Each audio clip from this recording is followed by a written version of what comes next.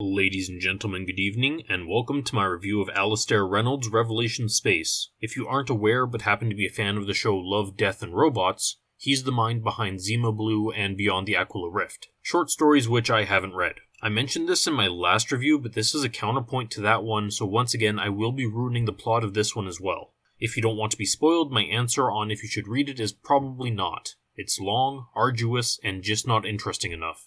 I do want to make a quick distinction, however. Whereas Accession was a standalone novel, Revelation Space is the first in a trilogy. So while it's not equivalent because I haven't technically finished the trilogy, this book does have an ending to its story. Just be aware that this novel continues for 2 more books, as well as I believe a few more standalone novels in the same universe. Anyway, let's get into it. So if you recall, the 2 things I look for in sci-fi are whether it has an interesting plot and situations which make me think. Unfortunately, this book is very much lacking in hypotheticals or big ideas. That being said, the plot hooks are pretty darn amazing. It starts with a man named Dan Sylvestre.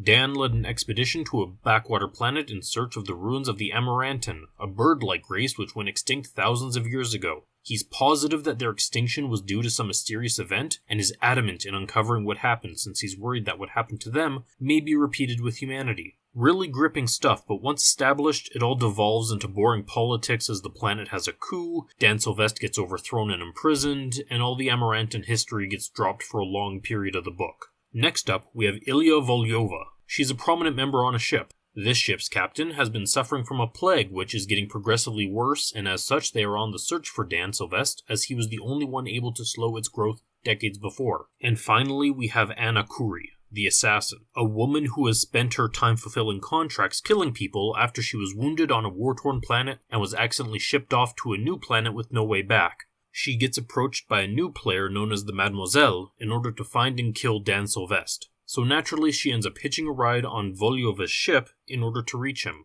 Now this all sounds good, but once you get involved in reading the novel, it's one of the most frustrating of experiences. Some people say it's slow, and honestly I agree. Our initial mystery regarding the Amarantan gets dropped, and the whole middle of the book revolves around Volyova and Kuri on the ship as they run into problems just trying to reach Sylvestre. This is then interspersed with Sylvestre being a political prisoner, recapping his life, and getting married. I will state this is all relevant information in regards to the Amarantan and what killed them, but we won't figure that out until the very end of the book, and by that time I was bored out of my mind, because the writing style is atrocious. I don't want to say it's unreadable, but I don't think I've ever read a book with so many annoying and infuriating cliffhangers. But how bad can it really be? Let's get into some examples. A lot of this stuff won't make sense because it's snippets from important events, but let's get on with it. So a planet-breaking weapon is currently pointing itself at the planet where Sylvestre resides. Mademoiselle had implanted an AI version of herself in Kuri's mind, and she's taken over this weapon in order to make sure Sylvestre dies. Kuri fights her for the controls, and in so doing gets brought into her subconscious by the Mademoiselle for an explanation. It's at this point where we first get introduced to the Dawn War. This will be extremely important, but at this point we cut off without a proper explanation. As the book progresses, Kuri explains parts of the Dawn War to Volyova, but we the reader are left in the dark. In fact, much later we get to a point where Volyova stands across from a creature which has complete knowledge of the Dawn War, and I will read verbatim how it goes down.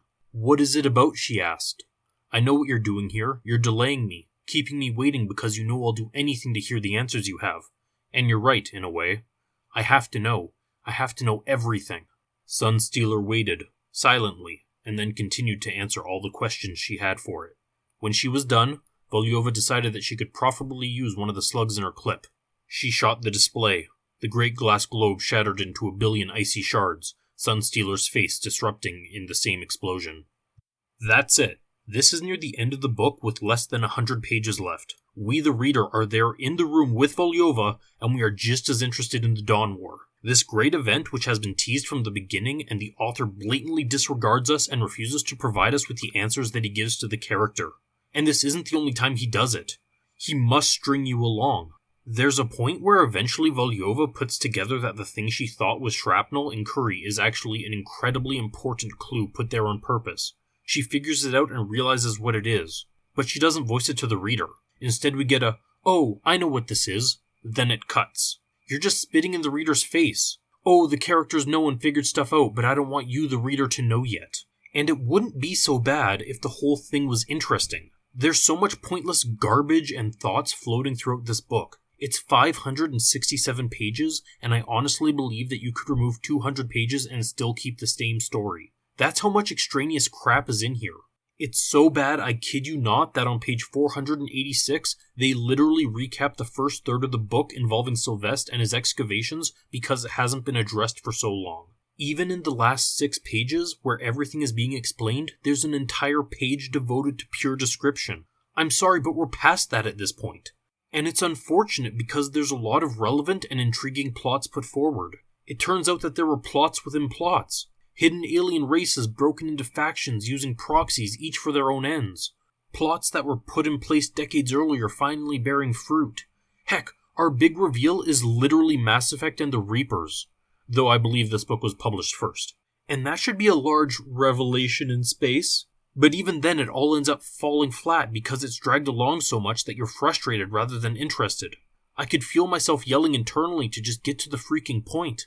And I'll openly admit it killed my desire to continue with the series. I may come back one day, but for now it just isn't worth it. The characters weren't super well done, I didn't feel any real connection to them. Honestly, I was just in it for the big mystery and the cool alien races that existed, but with the mystery gone, I don't really care to see how it all shakes out. Especially not over 2 books. So there we have it, this book was a disappointing letdown. But that's all I've got for today.